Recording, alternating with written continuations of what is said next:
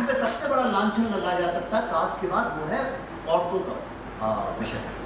हमसे बोला जाता है विमेन एम्पावरमेंट, कि आपकी जो औरतें हैं वो एम्पावर्ड नहीं। और ये सबसे बड़ा झूठा नैरेटिव है अर्बन नैशनलिज्म। है तो 100, 150, हजारों बातें दिवाली के फायर क्रैकर्स पर, वो बच्चों को लड़ देंगे, मैं उसमें पढ़ना नहीं चाहता हूँ। लेट्स टॉक अबाउट समथिंग जो हिंदू सिविलाइजेशन की बात है। दूसरा है औरतों के एम्पावरमेंट की बात। करेक्ट? देखिए, भारतीय लोग पिछले हजारों सालों से पूरे विश्व का भ्रमण कर रहे हैं, और दुनिया का ऐसा कोई देश नहीं है जहां पे हिंदुस्तानी बसे नहीं जाते। कोई राष्ट्र ऐसा नहीं है हिंदुस्तान का, विश्व का, और जहां हजारों लाखों की तादाद में ना बचे। और ये हजारों सालों से चल रहा है। कभी तो हम पे आक्रमण हुआ था क्योंकि हम लोग ट्रेवल करते थे, स्पाइसेस और हमारा दुनिया भर का ट्रेड था कॉटन का, कभी तो हम पे आया। लेकिन इतने सालों में जहां भी एक हिंदुस्तानी व्यक्ति गया है, उसकी रेपुटेशन क्या है? आप सोचिए उसके बारे में। उसकी रेपुटेशन है एक अच्छा आदमी, भला आदमी, हमेशा मदद के लिए तत्पर रहता है, हमेशा मुस्कुरा के लोगों को अपने घर बुलाता है, और अपने ज्ञान को, नॉलेज शेयर करता है, ज्ञान बढ़ाता है, क्योंकि हम सब पढ़े लिखे लोग जाते हैं। और कभी सोसाइटी से कॉन्फ्लिक्ट नहीं करता, कभी सोसाइटी से कॉन्फ्लिक्ट नहीं करता, कभी क्राइम में इन्वॉल्व नहीं होता, कभी ड्रग ट्रेड में इन्वॉल्व नहीं होता, प्रोस्टिट्यूशन में इन्वॉल्व नहीं होता, टेररिज्म में इन्वॉल्व नहीं होता। आज की तारीख में इससे अधिक ह्यूमैनिटी की क्या हो सकती है? एलन मस्क जब बनाते हैं बैटरी ड्रिवन कार्स या पेट्रोल के बिना वाली गाड़ियां, जो बैटरी इलेक्ट्रिसिटी पे चलती हैं जो गाड़ियां, तो उसको एक अद्भुत इनोवेशन माना जाता है। और उनकी फोटो टाइम के कवर पे छपती, जो छपनी भी चाहिए, क्योंकि इतना महान एक, अरे जिसने बल्ब बनाया, जिसने E=mc² किया, जिसने कार बनाई, उनका होना भी चाहिए। तो जो आदमी एक बहुत अच्छा प्रोडक्ट क्रिएट करता है, उसका पूरा विश्व सम्मान करता है और उसकी इज्जत करता है। उसकी एक तो छोटी मोटी कमियां, उस पर ध्यान भी नहीं देते। अगर मैं एलन मस्क की नेगेटिविटी दिखाने जाऊं तो बहुत लंबी लिस्ट बन सकती है, लेकिन लोग ध्यान इसलिए देते कि इसने इतना बड़ा काम किया, महान काम किया है, एक ऐसा प्रोडक्ट बनाया है जिससे लोगों की जिंदगियां बदल सकती। तो मुझे ये बताइए, पिछले हजारों सालों से ये जो हिंदुस्तानी लड़के लड़कियां हर साल, हर वक्त, जनरेशन आफ्टर जनरेशन पूरी दुनिया में जाके एक इंसानियत की मिसाल क्रिएट करें, इनको कौन बनाता है? कौन है? अब सोचिए अपनी मां के बारे में। एक आम स्मॉल टाउन मिडिल क्लास औरत की कहानी क्या है? सबसे कम खाएगी, सबसे जो बचा खराब खाना है वो खाएगी। आप लोग सब इंजीनियर है, जो भी टेक्निकल लाइन में, आप सोचिए आपकी मां ने कितना सेक्रीफाइस किया। जरा आंख बंद करके सोचिए तो, इतना सेक्रीफाइस विश्व में कौन औरत करती है, किस समाज में की जाता है? आप बताइए। वो जो लोग वॉशिंगटन पोस्ट और बीबीसी वाले हम पे उंगलियां उठाते हैं, वहां की औरतें करती है इतना सेक्रीफाइस। कौन ज्यादा एम्पावर्ड है?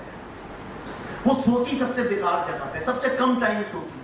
सब खाना खाते तब वो खाना खाती है, एक एक पैसा अपनी साड़ी को फाड़ फाड़ के उसके पोंछे बना के, ताकि आप पढ़ लिख के एक अच्छे इंसान बन सके। कभी आपकी मां ने कभी आपसे ही बोला है जाओ बेटा जाओगे खूब अरबपति बन जाना? नहीं, कहीं एक अच्छे इंसान बनना। तो वो औरत जो पिछले हजारों सालों से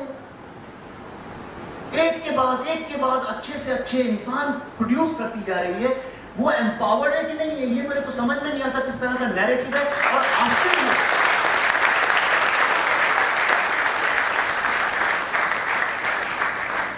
और वो कोई ऐसी औरत नहीं है जिसके पास बहुत सारे साधन है। कोई साधन नहीं, कोई पैसा नहीं।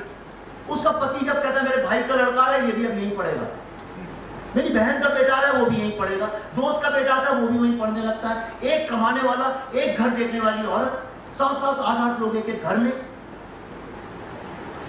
आप इसकी कल्पना नहीं कर सकते हैं वो औरत कितनी ज्यादा एम्पावर्ड है।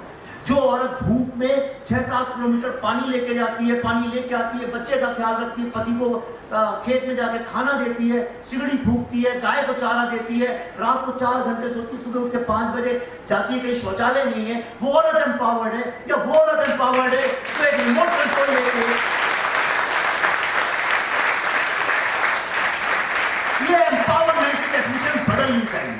और अगर आप सच्ची में अपनी मां के और अपने बाप के सैक्रिफाइस को अगर मानते हैं, तो ये आप लोग का कर्तव्य है कि जब भी कोई वुमेन एम्पावरमेंट की बात करे, आप लोग अपने सोशल मीडिया पे, अपने दोस्तों को, अपने व्हाट्सएप पे इमीडिएटली करेक्ट करिए, कहिए the most empowered women in this world lives in India.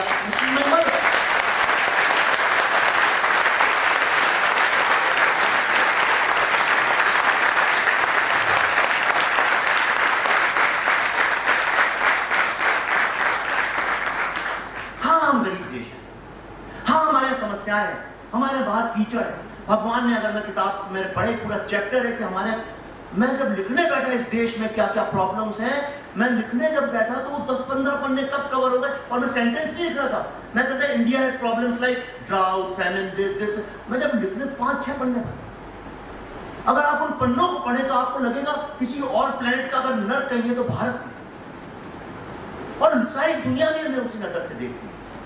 लेकिन यहां पे मैं आपको बताता हूं, यही हमारे लिए सबसे बड़े गर्व की बात है। हम लूटे गए, हमारे पास कुछ भी नहीं है, लेकिन फिर भी आज पूरे विश्व को जिस दिशा में दुनिया जा रही है, अगर किसी पे भरोसा है, देखिए 2 ही कंट्री हैं जो चैलेंज करती हैं आर्टिफिशियल इंटेलिजेंस को, मैं थोड़ी आगे 10 साल बाद की बता रहा हूं, और वो है चाइना एंड इंडिया। दोनों के पास आर्टिफिशियल इंटेलिजेंस में मूव करने की जो है मैन फोर्स भी है, वर्क फोर्स भी है, और नॉलेज भी है, और एजुकेशन भी है, और दोनों का कंपटीशन है। लेकिन सारी दुनिया अगर विश्वास किसी पे करती है तो सिर्फ इंडिया के आईटी है।